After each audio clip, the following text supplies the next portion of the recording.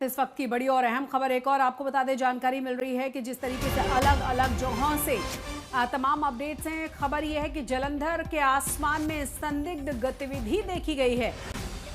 इस वक्त की बड़ी और अहम खबर जालंधर से है। जालंधर में ब्लैकआउट का ऐलान कर दिया गया है। जानकारी ये है कि यहाँ के आसमान में एक संदिग्ध गतिविधि देखी गई है और उसके बाद ब्लैकआउट का ऐलान किया गया है।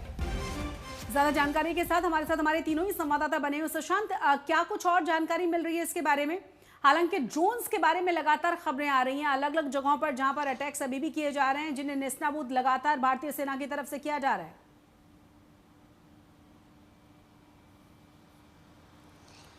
देखिए शशि जी, जिस तरीके से लगातार पंजाब के वो हिस्से जहां पर बॉर्डर एरिया इंटरनेशनल बॉर्डर पास में है, वहां पर इस तरीके की एक्टिविटीज़ जो है वो लगातार पाकिस्तान की तरफ से की जा रही है। यही वजह है कि ब्लैकआउट करके लोगों को सुरक्षित स्थानों पर जाने की हिदायत जो है वो प्रशासन की तरफ से दी जा रही है।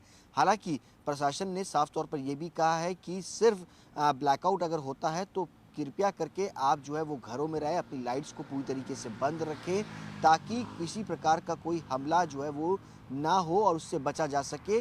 कई सारी एक्टिविटीज़ जो है वो साफ तौर पर नजर आती है। यही वजह है तब ब्लैकआउट जो है वो किया जाता है प्रशासन की तरफ से, ताकि लोगों को सुरक्षित जो है वो रखा जा सके, बचाया जा सके। और आज भी देखा जाए तो किस तरीके से पंजाब के जालंधर में कई हिस्सों के अंदर ड्रोन से लगातार हमले जो है वो पाकिस्तान की तरफ से किए जा रहे हैं और यही वजह है कि ब्लैकआउट किया जा रहा है कई हिस्सों के अंदर, ताकि नागरिकों को सुरक्षित जो है वो बचाया जा सके। और इसके अलावा श्रीनगर हो चाहे वो जम्मू हो, इन हिस्सों के अंदर भी आज शाम से ही कई हिस्सों में ब्लैकआउट जो है वो किया और उसके बाद से ही ताबड़तोड़ पाकिस्तान की तरफ से हमले जो है वो हुए और जवाबी कार्रवाई में भारतीय सेना की तरफ से भी मुंहतोड़ जवाब जो है वो पाकिस्तान को दिया जा रहा है।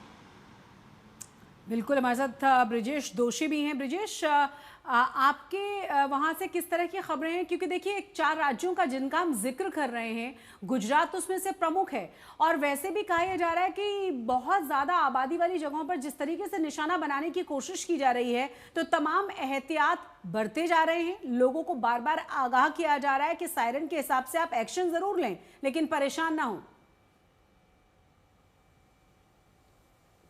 देखिए बिल्कुल, जहाँ तक गुजरात सरकार की बात है, गुजरात सरकार ने आज काफ़ी सारी बैठकें की। पहले मुख्यमंत्री ने खुद जो है रिव्यू किया था सुबह, उसके बाद शाम को जो है उन्होंने जिस तरह से केंद्र सरकार के निर्देश आए खाद्य आपूर्ति को लेकर किसी भी चीज़ की कमी ना रहे, उसको लेकर भी जो है एक नोटिफिकेशन जारी किया गया कि लोगों को पैनिक करने की ज़रूरत नहीं है। खाद्य आपूर्ति के लिए सारी जो चीज़ें होती हैं वो पर्याप्त मात्रा में उपलब्ध हैं, तो उसके लिए किसी को चिंता करने की ज़रूरत नहीं है। ये सारे दिशा निर्देश दिए गए। उसके बाद जो स्वास्थ्यकर्मी हैं उनकी जो है एक बैठक हुई। स्वास्थ्यकर्मियों को जो है वो जो सरहदी ज़िले हैं, सीमावर्ती ज़िले हैं, जैसे कि कच्छ है, बनासकाठा है, पाटन है, जामनगर है, द्वारका है, वहाँ पे जो है उनकी जो क्लास 2 ऑफिसर्स हैं, जो डॉक्टर्स हैं, उनको वहाँ पे शिफ्ट किया गया। तो ये पूरी प्रक्रिया जो है साथ ही चलती रही। जिस तरह रात को 8 बजे के बाद ड्रोन दिखे, उसके बाद जो है यहाँ पे सेना के द्वारा उसको रिटेलिएट किया गया, पर साथ ही प्रशासन भी पूरी तरह से मुस्तैद था। प्रशासन की ओर से भी लोगों को सूचनाएं दी गई थी।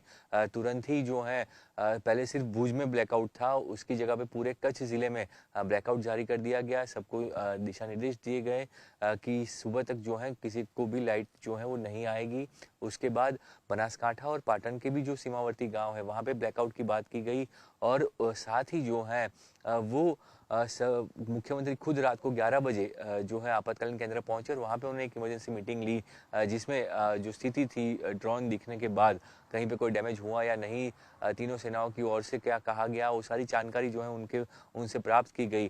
उसके बाद जो है 12:30 के आसपास ये बयान जो है रक्षा सूत्रों के हवाले से आया कि भुज के साथ साथ कुल 3 ऐसे लोकेशन है जहाँ पे ड्रोन देखे गए थे। जी।